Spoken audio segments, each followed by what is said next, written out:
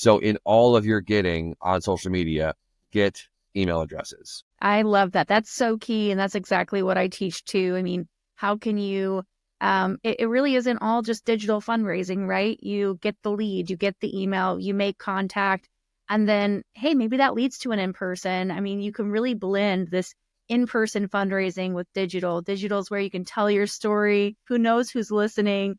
You get their lead, you get that email. And that's where we see a lot of, in the big nonprofits I've worked with as well. That's where we see our largest donations. That's where we see our largest conversions into reoccurring gifts.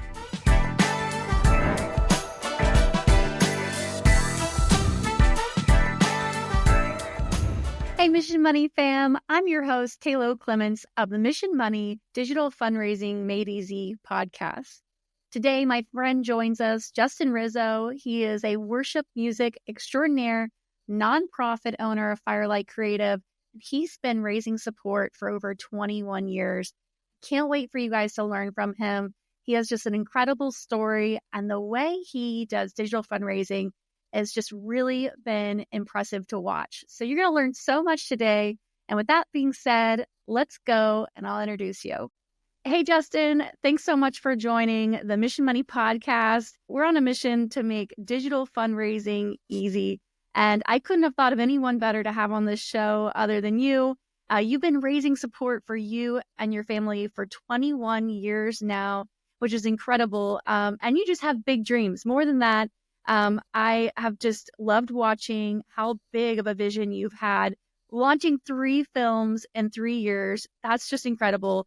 Through Firelight Creative. Tell me a little bit more about, your fundraising journey and what this mission is that you're on. Yeah. I've gotten asked that a lot. Like, why do you, kind of live on support? And, the missions organization that we were a part of for 15 years, that was kind of the model that they had. They gave like a very, very small stipend. And so I feel like the biblical foundation, even of what partnership is in the body of Christ, that there are some who, are sent on mission. There are those who, do the sending of people on mission, right? It's a pretty widely accepted concept at this point in time. Learning that, raising financial support to accomplish the mission the Lord has, given you, it's just kind of, I feel like in my way of thinking, it's very, very common to me. And so, yeah, for 21 years, my wife and I have lived on financial support from others from around the world who believe in our mission. And our mission is to see the Great Commission empowered through the realms of worship, discipleship, and creativity. And the worship and the discipleship, we could talk about those things for a while, but the creativity specifically is where for the last several years, if I've been like splitting my time, I've been giving probably a little bit more to that venture, and then a little bit less to the discipleship and the worship aspect, because the Lord kind of impressed upon our hearts, almost like 4.5, almost 5 years ago now, to do 3 movies in 3 years. And so we just kind of blindly said yes to the Lord. It's a statement people say, if Joseph had all these amazing dreams in the Bible, and then God's like, hey, those will all come to pass. All you have to do is live in a pit, live in prison, be wrongfully accused, and then you'll have this great, glory. He probably would have said no and found a way to not go into captivity, right? So it's like the Lord calls us to these amazing things. And, something I've learned through the years is like, never expect what the Lord calls you to do to be easy, but expect his grace to be sufficient in the midst of it. Wow, I love that. How powerful. And I know there have been some ups and downs, right? I mean, explain to me kind of the highs and lows of these 21 years and specifically these last few years of doing 3 films in 3 years. Yeah, I mean, when we kind of blindly said yes, we did our first film, which was only $65,000 of a raise, which I say only. At the time, it was like a ton of money, but now that we've done larger raises, it's like, wow, I was really worried about 65,000. But, we did 65,000. I was on set. We were shooting the film, and I was super stressed because I'm like, I need $5,000 more dollars. And some person, a friend of mine, randomly texted me and said, hey, I just feel impressed in the Lord to give you $5,000. Where do I send the check type of thing? And I was like, oh, the Lord is so faithful, right? So we wrapped shooting film number 1. This is 3 years ago. And then the next day made the budget for film number 2, and our faith was built, it was increased. And so we more than doubled the budget to $170,000. So I spent 11 months talking to any business person with a pulse, asking them to be a part of what we're doing. And the refinement of our pitch, because we have a family vision, to see the Great Commission empowered through worship, discipleship, the creative arts. But on the nonprofit production company side of things, I feel like sometimes the mission comes first, and then you go, right? That's typically common. Like you see a need, like, oh my gosh, this people group needs water, or they need Jesus, they need the Bible, whatever. Okay, here's what we're going to do because of that need. For me, and the way the Lord called me into the arts entertainment industry, I kind of went kicking and screaming. It was never my dream. I didn't want to make movies and write musicals at all. I was super happy being a worship pastor, and I felt fulfilled in that. It's a much longer story for another time. So for us, I just kind of began doing stuff and writing and producing stuff. And then the mission came later to us. And so kind of like as I'm raising support for these 3 films, this mission really was born, that there's a new frontier of missions today. And it is screens, where young people are spending, 7.5 hours a day on a screen for entertainment between the ages of 8 to 18. And then the second staggering statistic that really compelled me was between the ages of 18 to 22, over 66% of young people say they stop attending church in those years. And so they're on this for 7.5 hours a day for 10 years. And then lo and behold, they're not that interested in Jesus, But so that mission kind of really came after we've been doing the stuff for several years. And so, usually it works the opposite, right? And so I remember the second film, we more than doubled the budget, 170, talking to all these people. And we were 3 months out from filming our second movie, and I'd raised $70,000. So we were $100,000 short. And I just came out of probably the worst fundraising meeting of my life. I'm not sure if that was on your sheet of questions to ask, but I got a story. This is the worst fundraising meeting of my life. This man who I knew, he knew me, my career as a worship leader. And he gave me 15 minutes on his calendar, which, FYI, people out there, if someone gives you 15 minutes on their calendar, it's probably going to be a no. It's probably not going to go well unless they're really, really impressed, or, I don't know, but it's never gone well for me. This is one of those. We walk in, I have my donation deck, I have my 1-minute video, I got my pitch down pat.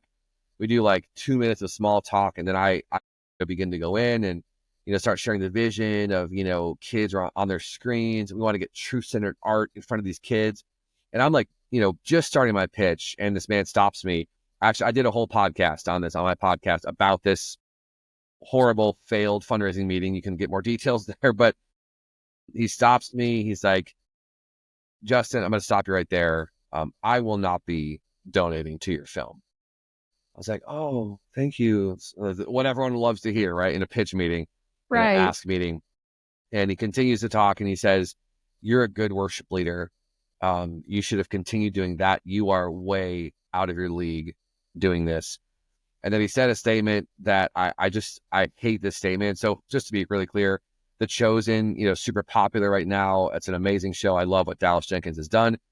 But I hate when people tell me, hey, just do what The Chosen has done. Just do what The Chosen has done. It's like, do you know how that works? You can't just call up Dallas and be, hey bro, what have you done? Can I, it's like, I'm trying to follow the footsteps the Lord has me walking in, right? And people listening to this, your story is going to be different than my story or Tayloe's story or someone else's story, right? You have to do what the Lord's asked you to do, right? So I'm in this meeting, and this guy says, just do what The Chosen has done. He literally says this to me. He says, get a bunch of soccer moms to give you $50 a month, and then word to the wise from a successful businessman, once you've raised all your money, press go on your project. Don't press go on a project. Now you're 3 weeks out from filming and you're $100,000 short. Don't do that. I won't be donating. And I wanted to do several things in that meeting, which I won't say in this context. So that meeting had just happened. I'm up here. This is my writing room, my house. 3 weeks out from filming, $100,000 short, and I'm all the things. I'm just like, this is ridiculous. I'm a failure. Somehow I missed God. 3 movies in 3 years. That's so stupid. Like, why did I, whatever. And I send out another fundraising email, which my email list, I share a lot of vision, a lot of passion, and we ask for funds to fulfill the mission that God has given us. So I had sent many fundraising emails. So I sent another fundraising email to my email list, and this man responds like 16 minutes later with a, hey, can you please call me? And I'm like, I don't usually call people on my email list, random person, whatever. And so, but I prayed, kind of felt peace. Hey, give me your phone number, I'll call you. So I called this person, and we did the small talk thing, and they said, well, we follow you on their Instagram, and we don't know when you sleep. You do so many things. We love what you're doing with these films. And this man says, we're about to change your life.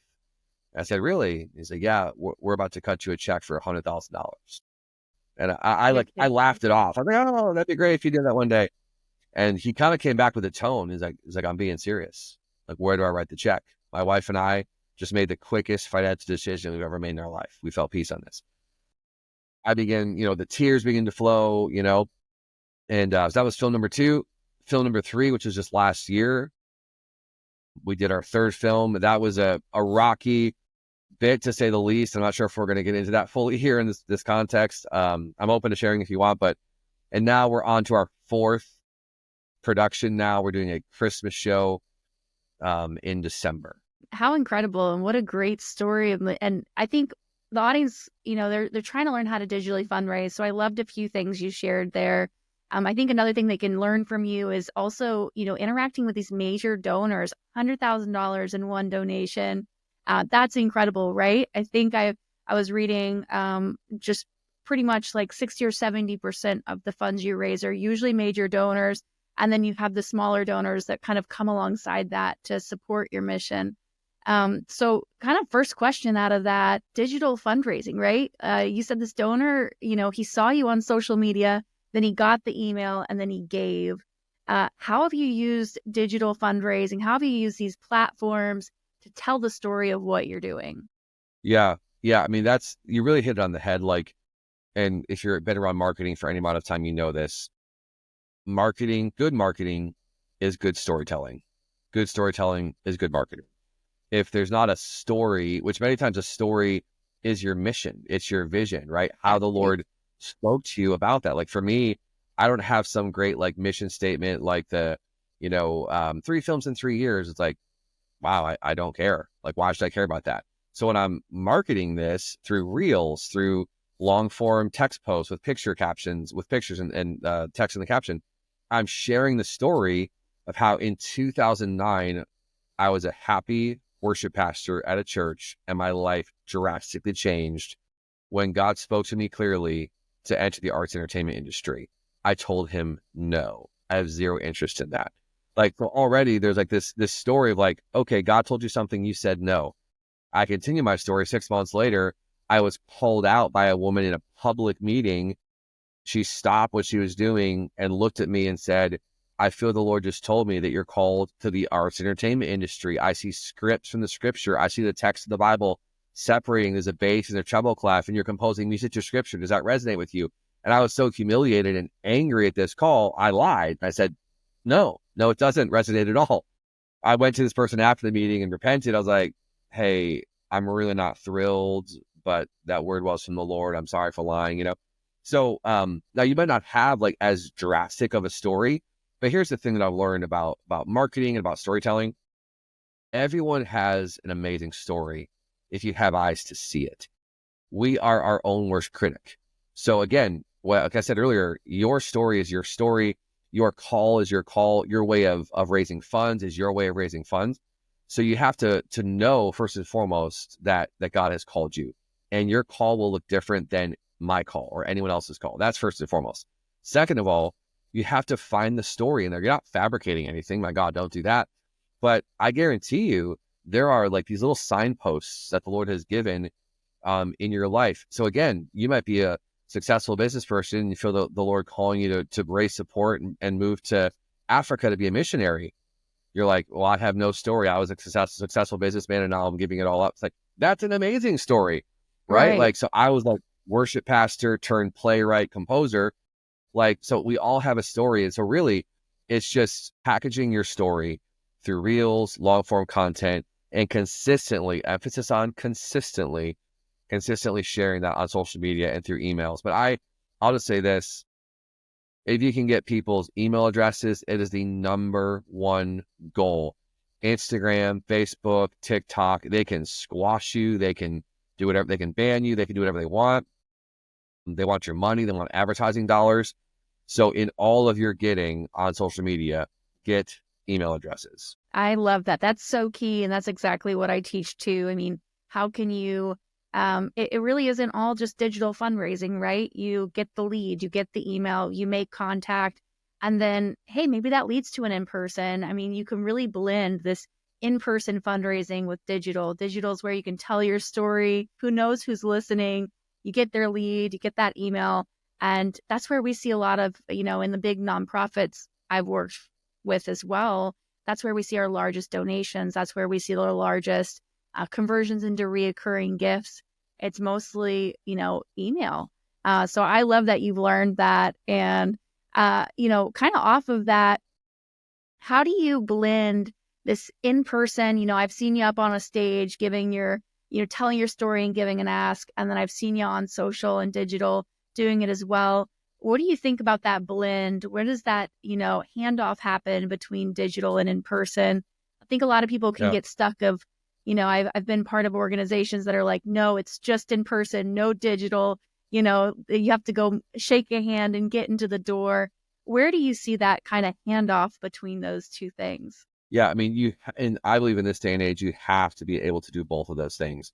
You have to be able to hop on a plane and in faith, when someone gives you an hour-long meeting across the country, go and take that meeting and share your vision and make it plain and invest money even, because you never know what God's going to do. And as my wife and I have been faithful to do that the last 3 years, there have been like, it's just, I want to be really, really clear, like, because when you hear these stories, it's like, oh, like I can never do that or whatever. It's like, there's been incredible faith to like I just said, buy a plane ticket and fly cross country for a 1 hour meeting that the person kind of, it felt like begrudgingly gave you.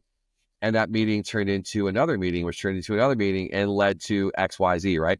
And so you can't just sit on Instagram all day and do lives and do reels and do long form or TikTok or Facebook or whatever. And you just can't send emails all day. Like you have to be willing to sometimes get on a plane. But I'll say the majority hasn't been getting on planes. It's been like, I mean, the digital age that we live in, guys, is incredible. It's such a gift to have Zoom, to have meetings like this where we can like communicate with each other. I've probably raised, in my whole 21 years combined, probably raised more money via Zoom meetings or FaceTimes with people than any other medium. Yeah, I think you have to make it a combination of both. If you have a large stage in person to stand on, great.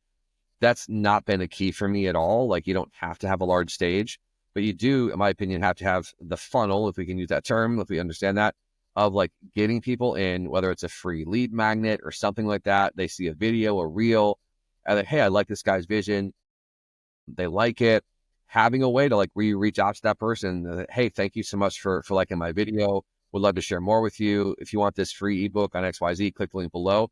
And then once they're into the email flow, then like actually being personal with that person. And it can really turn into a full-time job of, connecting with people and being kind, not being a weirdo. Like obviously no one wants to just be hit up for money all the time. And then you eventually lead, the goal would be in person if they're in your city, or if it's that level, then you fly cross country, or a Zoom is also a great option. And you be really upfront with people and say, hey, I'd love to hop on a 15-minute Zoom call to share where my production company is headed in the next 3 to 5 years and how you might want to play a part in that. That's like, okay, 15 minutes, no pressure. You're going to ask you for something, but so saying it like that is so life-giving to people. It's not like this, like kind of beggy, like naggy, we need money type of thing, Love how you painted a picture of a funnel. So for those of you kind of going, okay, what did that word mean? That's meaning like, hey, we're putting the content out there, we're spreading awareness, or using that to then maybe say, hey, we want your email address to, sign up to learn more, or here's this free resource, or get this free thing that I did, or, sign up for my newsletter. That's that email. And then we convert to maybe an in-person call, right? Maybe it's a group call. Maybe it's a group event. So I love that, Justin. That's so key. When you're having these in person, or maybe it's a pitch online even, or at an event or in front of a big donor, what has been your key there? I love that you're a storyteller, like you said in the beginning, and this is, as a storyteller, videographer myself, this is what it's around. It's about storytelling. It's about telling your story. You believe in it, and because you have that heart, we need to connect other hearts with that story. How are you using your skills of storytelling? You're a writer, a movie maker, you're writing plays. How do you use that skill when it comes to being in the boardroom, asking for funds, when it comes to being on Zoom, asking for funds? Yeah, I mean, I'll give a quick word of caution. If you listen to every single solitary businessman that you meet with or woman that you meet with, that you're asking for money, and they say, I'll pray about it, or no, and then so many of them, and I'm grateful for this, to be clear, give you like this nugget of truth that they're like, they're not saying if you had just done this, but they'll like, hey, FYI, you might want to try doing this in your deck, or do this, or do this, or do this, or get a business plan together, or do this. And I cannot tell you, I'll answer your question, but I have to say this first. How many meetings I've walked out of and been like, well, great. I got zero money and I got a ton of advice I did not ask for of how to refine my deck or my pitch or whatever. But I've learned this, as hard as it is. Even in that meeting I referenced earlier where the guy was just incredibly rude, I learned some amazing things at that meeting. Took me a couple weeks to process it and kind of pray that junk out, but I learned some things even there. And so biggest thing that I would say is take notes, mental notes, in every single meeting that you go into, because you'll think you're prepped and you think you're ready to go and everything's clear. And then this guy who's worth, $1 billion or whatever, who's seen much better pitches than yours, will give you some thoughts on your deck. Will give you some thoughts on the font that you chose for your deck. It's like, my God, I didn't know the font mattered that much, but I'm going to take because I honor what you're saying, right? But at the same time, so be grateful. But at the same time, you have to have a limit. You have to have a place where you say, you know what, like, I love your idea, but this is like a 5-staff operation or a 1-person staff operation or whatever it is. I cannot do that. I love your idea, but I can't do it. You have to be able to push things to the side, right? So main things I would say that I really, really found, to give you guys some heads up, just have this stuff prepared, because I found this is definitely necessary. If you're meeting with a legitimate business person, have a deck or a one-pager. One page is a lot more attractive, FYI. A one-pager is literally one page. You have some like really nice picture or graphic at the top of your company, organization, whatever. Really, really share your vision statement. Many times, not always, but many times the vision statement is, there's a pain in the world and I'm offering a pleasure to solve, or a solution to that pain, right? That's typically at the very, very top. One sentence. So walk into the meeting thinking that person does not care about you, because they probably don't. And they hear all kinds of pitches all day long. So it's like, what is the thing? Like, I help this, do this, whatever it is, right? Couple of bullet points, and a quick CTA, a call to action at the end, which is typically for money, right? And you're going to walk them through this one pager. That's a really, really easy thing to do. I would say don't walk into a pitch meeting without that. If we're talking about raising like larger funds of money, if we're talking about like personal support raising for missions, that's a completely different topic. But if you're looking for larger sums of money as a nonprofit, don't walk into a meeting without a one pager, at least.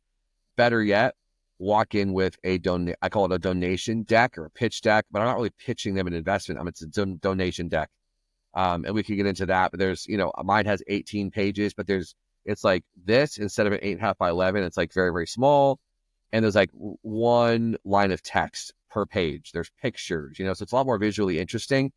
But on both of those fronts, let me be clear, in my experience, and Tayloe, you tell me if I'm wrong, Most of these guys aren't going to read the dang thing anyway. But just the fact that you have it means so much. In my first fundraising meetings, I started raising these 65,000 large amount 4 years ago. So many guys were like, well, first they sent me on a bunny trail because I didn't know. So it's not them, it's me. You need a business plan. You need a business plan. You need a business plan if you're starting a business where the person is going to give you 100,000 and walk away with 110,000 in 12 months. That's called a business plan. You don't need a business plan. You need a deck, a donation deck, right? Where you're sharing the vision of your nonprofit because they're not getting a return financially on their investment, right?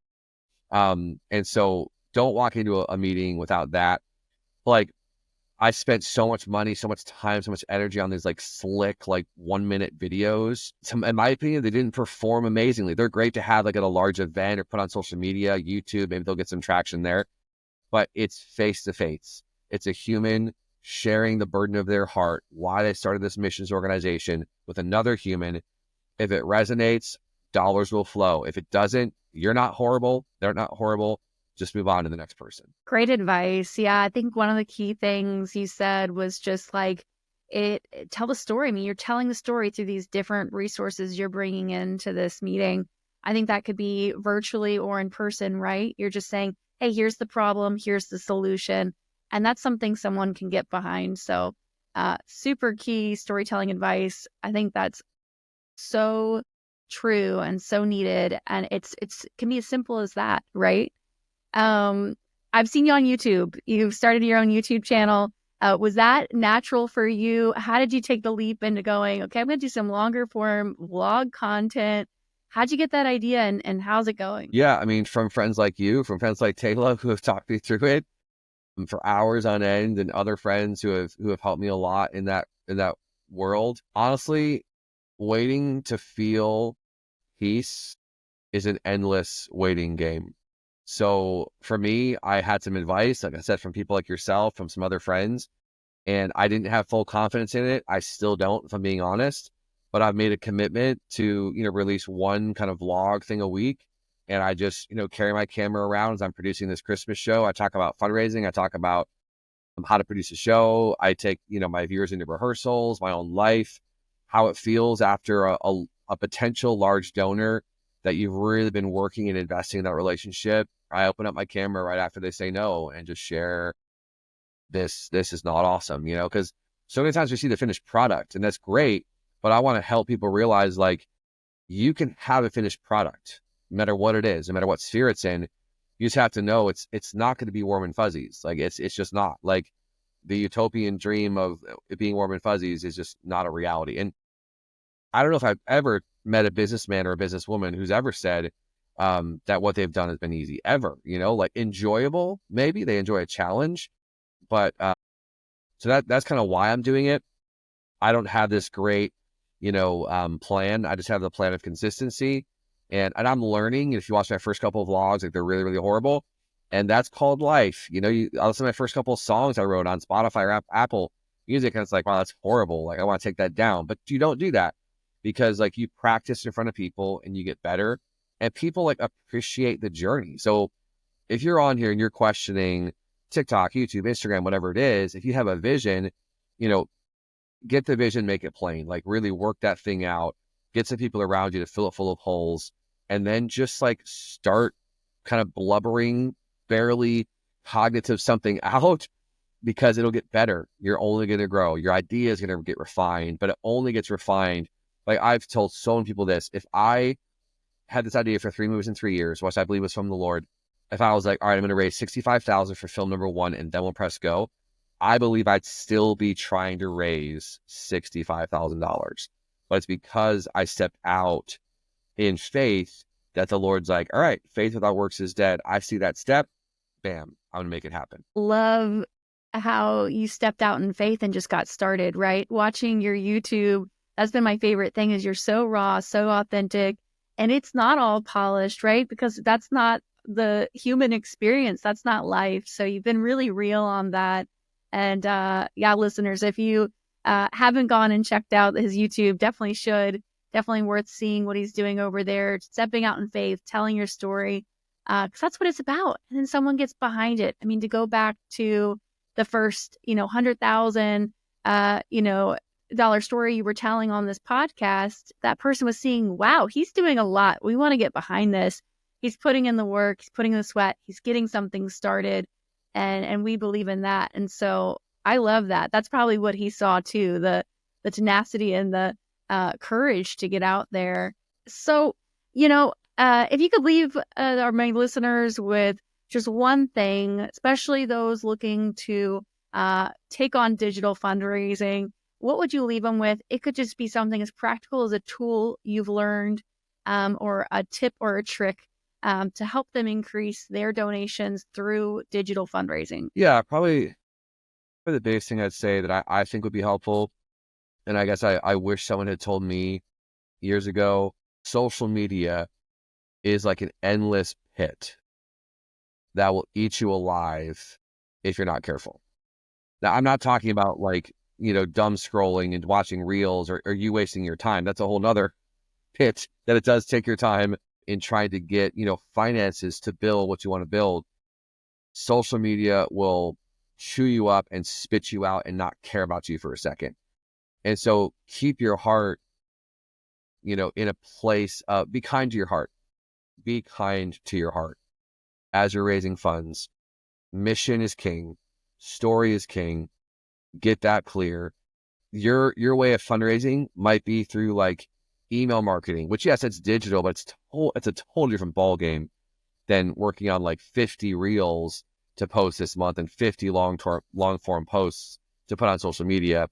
So I categorize social media as one way of digital marketing, and email is a completely different beast. When you're in an email body and you're typing something out, it's going to be received totally different. If you're good enough to get an open from the subject line in someone's inbox, they're actually interested. They're at a place where they can potentially read long form content. Whereas social media, it's it's a bear, it's a beast, and it's long form content's king. Now reels are king. It's now I got to learn a whole new skill set, right? And so I think just the biggest thing I would just encourage people in is be yourself. Find out what works for you. Don't look at the guy down the road and be like, man, if only I could do that. No. God only. God has a plan for you. God has a way and a pathway forward for you. You're not going to find it on the couch. You'll find it as you day by day step forward. Try social media for a month. Commit to 1 month, not a year. Try 1 month on social media, posting. I hated that. Great. Try doing email then instead, just try different avenues, different ways, and just find what works for you, but be kind to your heart in your fundraising. Love it. Just get started and find where your strength is. That's exactly what I coach too. It's just, you can't do everything. You can't be everywhere, especially if you're a one-man team. Some of us aren't lucky to have a bigger team, or some of us have been in large nonprofits where it's me and one person working on things that you would have thought took 100 people. But we've looked at it as, we know that our audience is on this channel. This is where we're going to reach more hearts. Let's just put our energy in this. Also, it's my strength, right? Digital fundraising is not for everyone. It's not for every mission. I mean, it can produce results, but it really depends on where your strengths are, what your team looks like, and where you think you're going to reach the most people. So thanks so much for joining, Justin. This has been such an amazing conversation. I know it's going to help so many. Again, I've just loved watching what you've been doing over the years, and I know my audience will too. Listeners, if you haven't yet, go and follow Justin on YouTube, Justin Rizzo, and as well as Instagram and social media. Follow what he's doing. It's really incredible, super encouraging. Like you said, you talked about fundraising over there too, so you'll get to see the raw, authentic journey of him as he's going through YouTube and creating this content. So Justin, thanks again for being on here, and for being on the Mission Money podcast, where our mission is to make fundraising easy on these digital channels. And so excited that you were able to join. And thanks again. Yeah, thanks for having me.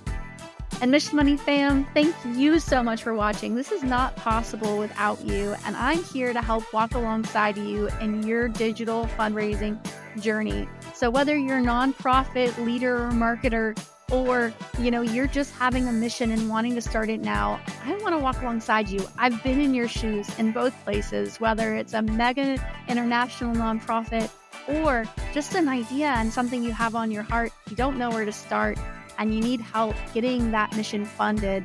I want to hear your stories, and I also want to help.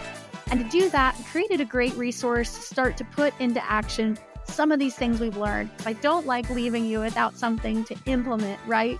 So if you go into the description, you'll see linked there 5 quick wins to boost your fundraising today. This is going to help you learn 5 quick tactical ways you can boost your fundraising that you can start implementing. So please let me know what you think of it if you have any questions. Also, like, share, subscribe. We want to keep up with you, know how you're doing, know your feedback. So please reach out if you have any questions or need anything. So excited to get your feedback and to learn how I can help serve you even better. So thanks for joining. Excited to see you next week.